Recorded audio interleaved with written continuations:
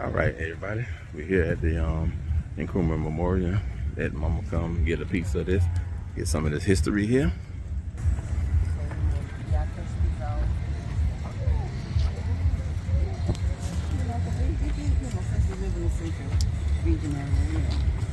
And we also do a lot of things for the villages, especially for our village, Uraba.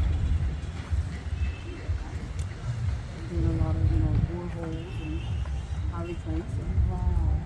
Building kitchens for the schools. Yes.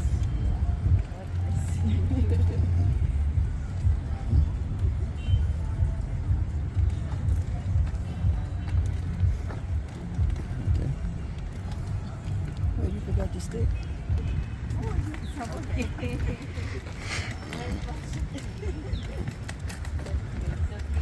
Okay, right here, Mom.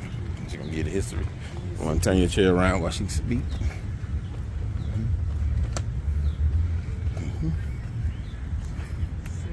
Once again, you are welcome to Nkrumah Memorial Park.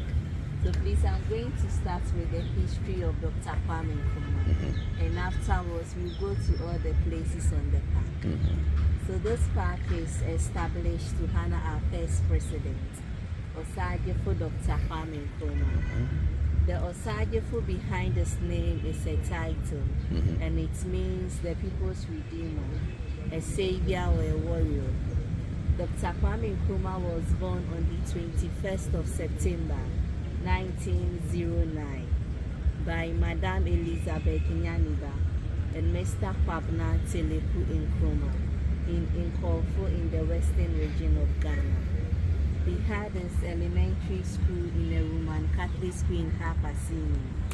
In 1930, he came to Accra and completed a 4-year teacher training program in Achimota College, now Achimota School. After the teacher training program, he went back to his hometown and taught in some of the Catholic schools there. In 1935, he had a scholarship to study in the United States, where he had his bachelor's degree in economics, sociology and theology in Lincoln University. He served as the president of African Student Association of America and Canada. In 1943, he taught history and African languages in Lincoln University. In that same year, he had his master's degree in philosophy in the University of Pennsylvania. In 1945, he left the United States and lived in London and attended London School of Economics. So that was when he became active in Pan-African politics. In 1947, he was invited by the United Gold Coast Convention to come to Gold Coast, now Ghana, and be their General Secretary. The UGNCC was the first political party in Gold Coast, and they had a slogan, self-government within the shortest possible time. There were 5 founders. When Dr. Nkrumah joined them, they were arrested and they named them the Big Six. So that's why on our currency, then if you see some 6 men on it. So they were Dr. Nkrumah, Akweje, Oforiata, J.B. Dankwa, Obiche Bilamte, and Edward Akufo-Addo, our ex-president's father. So after he had joined them, he realized that they were delaying for Ghana to gain our independence. So he broke away from them and he formed his own political party, and that's Convention People's Party. They wanted independence now. After he had formed his party in 1950, Dr. Nkrumah was in prison on charges of sedition and fomenting an illegal strike in Jamesport. He was sentenced 3 years in prison, but he spent 1 year, 3 months in prison because he contested for an election and he won whilst in prison. So he became the first Prime Minister of Ghana and the first President of Ghana in West Africa. He gained independence for Ghana on the 6th of March 1957. In that same year, December 1957, he got married to Madame Fatia. She was an Egyptian and they had 3 children, Gamal, Samia and Siki. Their marriage was politically arranged by the Egypt president named Gamal Nasser. Fatia was his name, so they named their first son Bukit Gamal after him. But he had one son, Francis Nkrumah, and he passed on last year on the 30th of June at the age of 89. His mother was Madame Fanny Henrietta Miller. She was half Ghanaian and half British. In 1958, he and Sekou, the Guinea president, formed the Ghana-Guinea Union, which Mali joined in 1961. On the 1st of July 1960, Dr. Kwame Nkrumah was sworn in as the first president of Ghana, and that was when Ghana became a republic. And in 1963, he was one of the founders of the Organization of African Unity in Addis Ababa in Ethiopia. After gaining independence for Ghana, he wanted other African countries to also gain their independence. So he was using some of Ghana's resources to help them. But some of the leaders were not happy with that. In 1966, he was traveling to Vietnam for a peace mission. On a transit to China, the National Liberation Council made a coup behind him. And when he heard of the news, he didn't come to Ghana again, and he went to exile in Conakry, Guinea. And because he and the Guinea president were very good friends, and even named his last son after him, Sekou made him his co-president. So he stayed in Guinea for 6 years.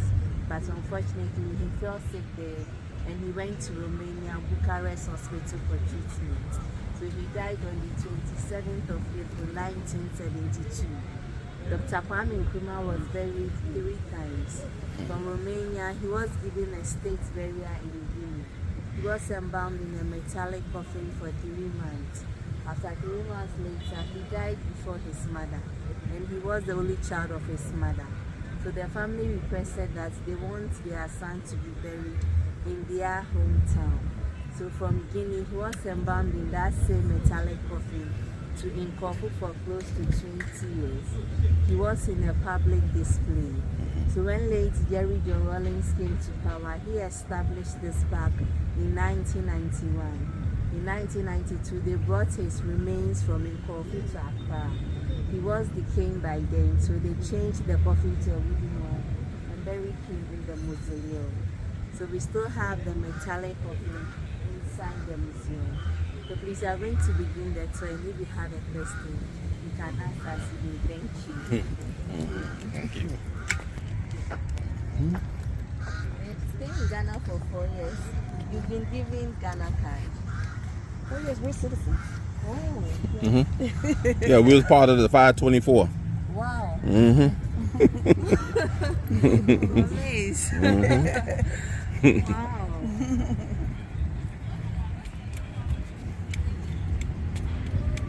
So you voted? No, not this year, because we didn't have time to do it. So they say it had to be the following when they do it next time.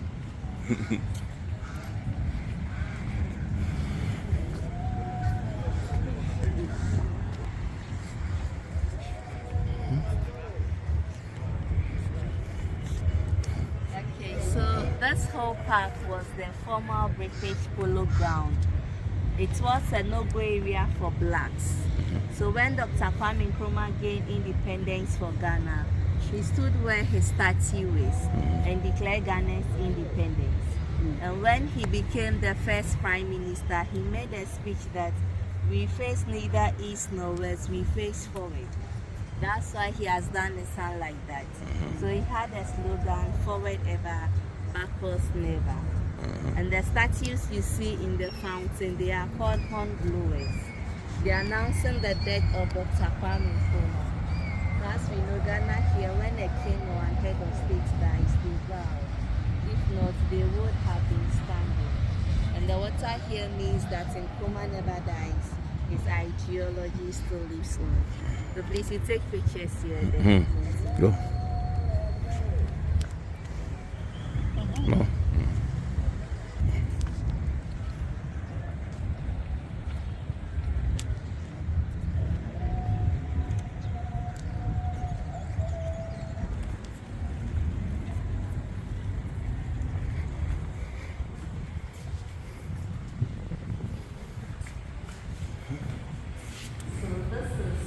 final resting place. And here too we have his wife, Fante.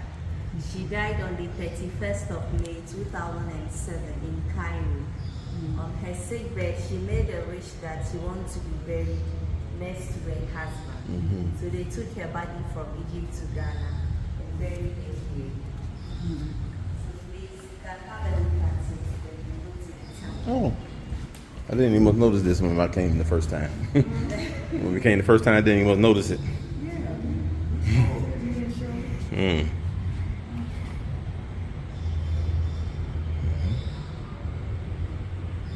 Named on Accra. It looks like a truncated tree, and it means that Dr. Nkrumah wasn't able to fulfill his mission. Like he wanted to unite the whole of Africa. So that's one of the main reasons why he married the Egyptian woman. And that looks like an upside down sword, and it signifies peace. And the black star in the middle means hope for Africa. And it has the same meaning in the Ghana flag. So please, if you are done with the pictures from here, we are going to the museum. Oh, okay.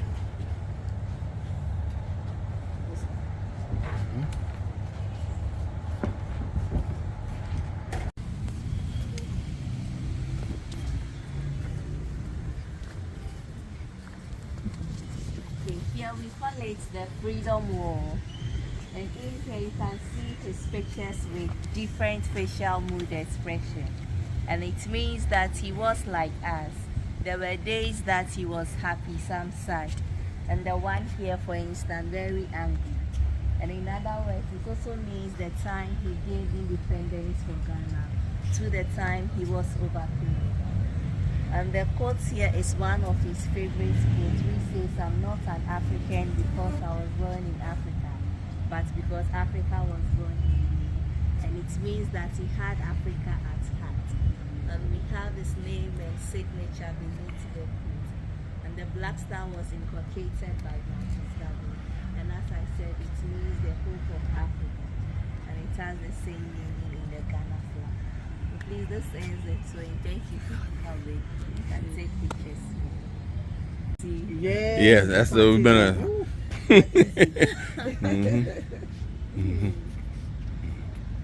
But we're gonna get it eventually.